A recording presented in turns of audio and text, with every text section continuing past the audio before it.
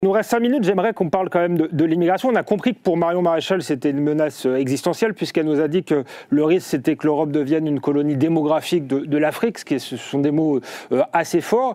Est-ce que vous diriez, vous, Jean-Louis Bourlanges, que l'immigration incontrôlée, aujourd'hui, est devenue une menace existentielle? Est-ce que l'Europe peut nous protéger de cette menace, ou est-ce qu'elle l'accentue? Je ne parlerai pas de menace existentielle, mais je pense que la maîtrise des flux migratoires est un défi immense et extrêmement difficile à régler, soit au plan national, soit au plan européen. Je constate que 3 pays, par exemple, s'y sont l'Italie, s'est présenté avec l'idée de mener une politique fondamentalement anti-migratoire. Au bout de quelques mois, 1, elle y a renoncé, et 2, elle a estimé qu'elle ne pouvait gérer son problème migratoire que dans une solidarité accrue.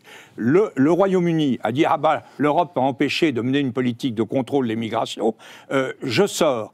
Le résultat, c'est que la pression migratoire a augmenté en Royaume-Uni, qui voulait une immigration dite de qualité, qu'ils ont en fait une immigration tout à fait de faible qualité, et qu'ils ont des blocages dans les sondages, dans la vie économique considérable. Le 3e pays qui est intéressant, c'est le Danemark, qui a bien montré, alors on peut discuter, mais le Danemark a bien montré qu'avec une bonne politique intérieure, on devait gérer beaucoup mieux les problèmes d'immigration. Et là, je crois effectivement que nous avons, moi je ne plaide pas n'importe comment, nous avons en France, depuis d'innombrables décennies, et sans doute à cause de notre forme extraordinairement étatique et uniformisée d'action, nous avons été incapables de réaliser une véritable politique d'intégration des gens que nous avons accueillis. Mais je reviens d'Allemagne, comme je vous l'ai dit, et j'ai observé qu'en Allemagne, l'un des grands problèmes qui explique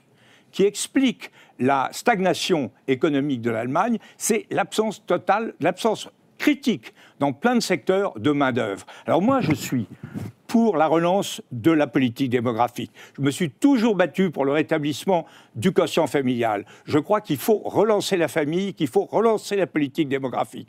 Mais et je regrette que depuis Hollande, même un peu Sarkozy, on ait laissé tomber ces choses-là. Moi, j'étais dans l'opposition, je suis un homme libre, et je trouve que là, nous devons faire quelque chose. Mais je ne suis pas naïf. Je sais que ça ne suffira pas. Et donc, il faut essayer de régler de façon modérée des flux migratoires qui, effectivement, tels qu'ils sont organisés aujourd'hui, c'est-à-dire avec une absence d'intégration, sont extrêmement menaçantes pour l'unité de la société. Marion Maréchal, vous avez 2 minutes 30 pour répondre et conclure l'émission.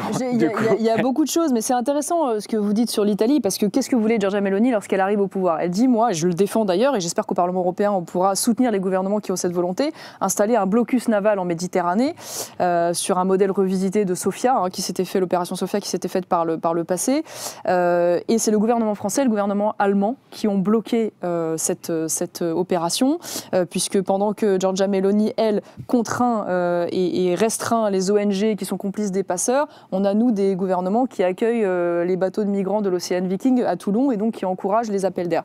Donc c'est vrai que vous avez raison, confrontée à ces blocages, elle a changé de stratégie et elle a dit, puisque c'est comme ça, je vais aller faire en sorte que l'Union européenne finance des accords avec la Tunisie, avec quand même, accordons-lui cela, pour conséquence le fait qu'il y ait 70% de départs en moins et de débarquement en moins, depuis que cet accord a véritablement été mis en œuvre. Donc je pense que la question des accords, évidemment, est une bonne chose. Elle défend d'ailleurs, elle aussi, l'idée que je soutiens également du financement de hotspots à l'étranger, c'est-à-dire que les demandes d'asile ne soient plus étudiées sur le continent européen une fois que les personnes sont entrées illégalement, mais que les dossiers soient d'abord étudiés et donc potentiellement refusés à l'extérieur des frontières. Je m'amuse que vous citiez le Danemark en exemple, parce que ce que fait le Danemark, d'ailleurs qui n'est pas dans le droit migratoire européen, moi je pense que d'ailleurs l'immigration... Surtout à la politique de décloisonnement des populations. Je finis juste là-dessus parce que c'est très intéressant. Le Danemark n'est pas d'ailleurs dans le... Il a négocié, on va dire... Des clauses spéciales au moment de Maastricht, parce qu'il y avait eu un non au référendum, on le rappelle dans un premier temps. Et je pense que c'est un modèle très intéressant parce que je pense que justement, moi, à l'exception évidemment de la protection des frontières communes sur le plan